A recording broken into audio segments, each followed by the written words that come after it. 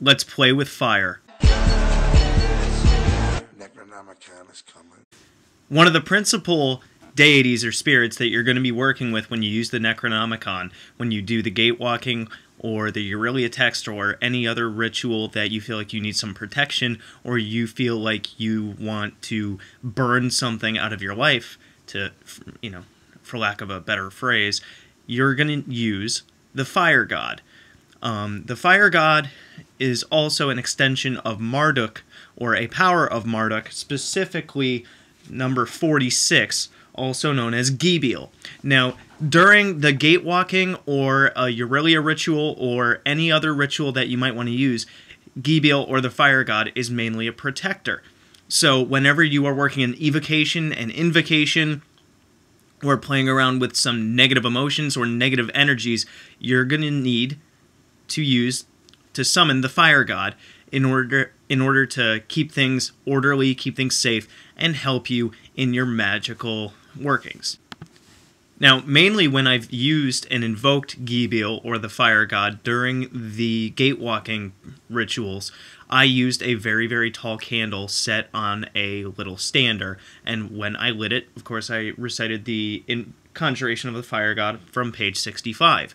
If you look deeper into the book, and look in the Aurelia text, you will find that the bowl of Tiamat, the Dur of Indur, or the Lost Bowl, which is used in the Aurelia rituals, also involves the fire god, because you take the bowl, you build a fire within it, and you summon the fire god within, along with reciting the Ia Adu Eni conjuration, which I have a video for if you look on my list, and he acts as a protector. Because if you think about it, the Aurelia text, which I have discussed in previous videos, talks about really summoning those primordial, I guess I might be going off on a little tangent, those nasty emotional energies, the darkest of the dark. So of course you're going to need some protection when you do so.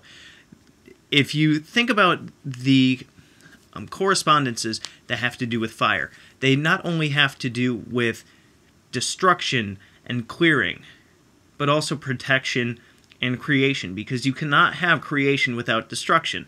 I'm trying to remember the name of the Hindu god or goddess, the one that is both destruction and creation. Fire goes along with that.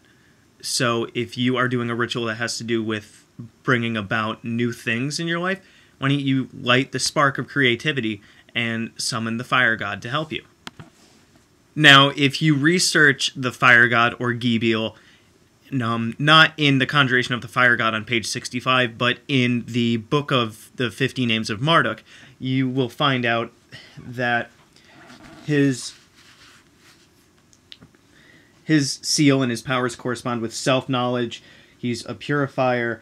There's an essence of self-liberation in there, and he also helps you to understand your drives and urges and passions. Think about it. Fire just burns. Fire burns within each of us, and Gibil can help us to understand really what we are trying to achieve in life, what we really want, what we really, really strive for. If you're feeling confused, Gibil would be a really good spirit for you to work with.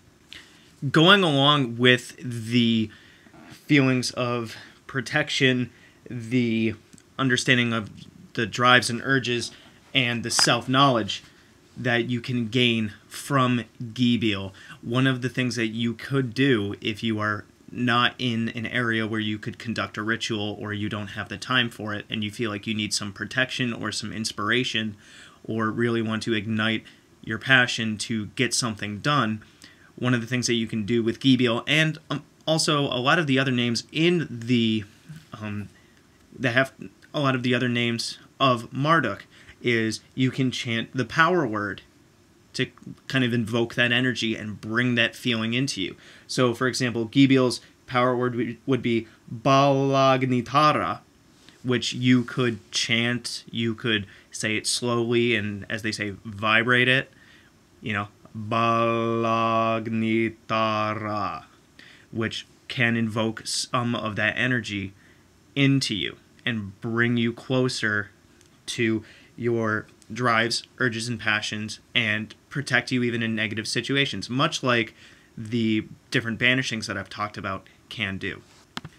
If you think about it, working with Gibil or working with spells that invoke fire energy or even fire creatures or allegorical situations or allegorical creatures such as salamanders, dragons, and phoenixes really pays homage back to our beginnings as a species because, there's the old story of when man first discovered fire, we really started to go down that road of creating things and shaping the world as we saw fit.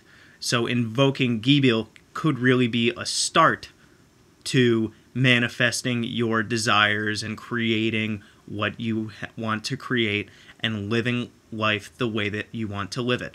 So going with the Necronomicon rituals, Gibil or the fire god is a must and it is a staple to use. But outside of that, Gibil or the fire god can be very beneficial to anyone looking to become more creative, to be more driven, and to just ignite their passions in life to making their life feel more complete.